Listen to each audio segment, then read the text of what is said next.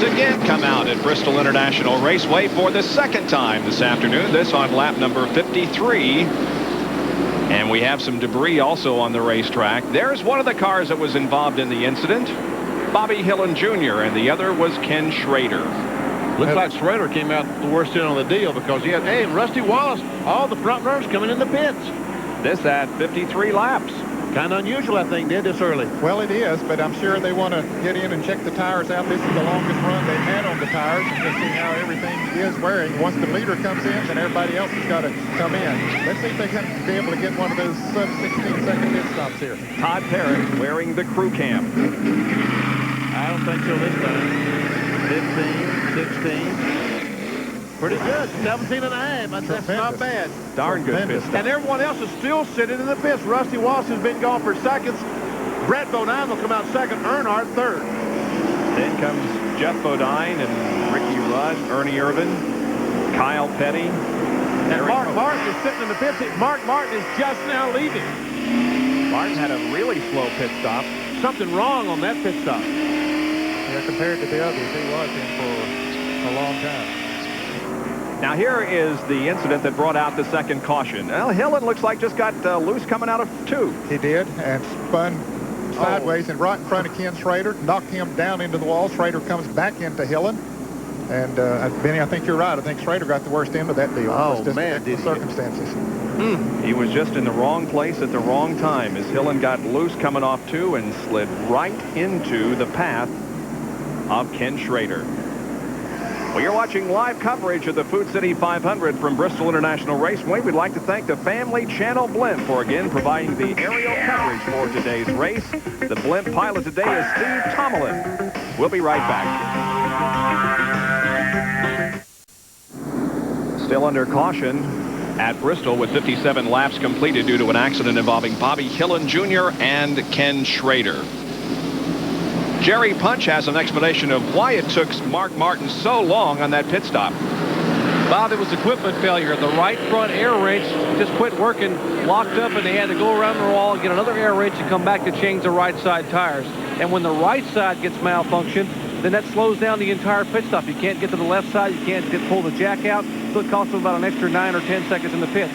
They were pitting right behind Dale Earnhardt, which is who they were following on the racetrack. Remember, we saw some in-car camera shots of some possible moisture on Mark's windshield from the Earnhardt car. They pulled a piece of tape off the front of the Dale Earnhardt Chevrolet because the car was indeed overheating slightly. Let's check in with John Kerner. John? Jerry, also a problem in the pits for Kyle Petty as they came around to the left side. They got the car up on the jack. As soon as they started to pull the wheels off the left side, the jack all of a sudden collapsed. It cost them about 4 or 5 more seconds. They were going to be in that 17, 18-second pit range. They really had a good stop going. Now, Bobby Hillin is in the pits for repairs right now. They think it may be just sheet metal. They're going to check the toe in. Bobby has told crew chief Doug Williams that he just simply lost it. Yeah, that was pretty obvious. He was not hit by anyone, just got the rear end a little loose coming off the second corner. And here is the field now, realigning for the start, and Jimmy Spencer is at the front of the field. However, he is the length of the racetrack behind. The leader of the race is Michael Waltrip. Exactly. Spencer stayed out there, did not make a pit stop, and he had a very fast race car, as we had pointed out before this caution came out. He was trying to unlap himself. Michael Waltrip is the leader. Dale Jarrett was second. Michael Waltrip, as Benny said a few minutes ago, was the winner of the Grand National race here yesterday, a very emotional victory lane. And Michael is looking for his very first Winston Cup victory. There's Dale Jarrett running in second position, and Phil Parsons, who is lap down. Right. Yeah. Now, Jarrett, Joe Ruttman's running third. Yes, he is. Now, those 3 cars all did not pit on this caution. They had pitted on the last caution, so that worked in their favor here this time, having pitted not too long ago, so everybody else pitted, so they came back up to the front. And by the way, fans, if you watched the race yesterday and you saw Michael propose to his fiancée now and asked her to marry, she accepted, and he in fact did have the ring. I saw it this morning. Real good. Yeah, he said he had the intent, just didn't know how to go about it. So you led him right into that. Yeah. Good. Benny playing Cupid. Now here's Dale Jarrett sneaking up on Michael Waltrip rather quickly, as a matter of fact. Cuts the advantage to about a half a car length and chases Michael down the front stretch. And I tell you, these guys like Dale Jarrett that's pitted on the back straightaway, they don't want to pit anyway, do they, Neil? No, sure don't. It's going to be a tough. Lots of heavy traffic behind the leaders as Rusty Wallace tries to move through. That is Ted Musgrave and the Jasper Engines U.S. Air Ford on the outside of Rusty. Brett Bodine right behind. They both passed Ted Musgrave, and here comes Dale Earnhardt.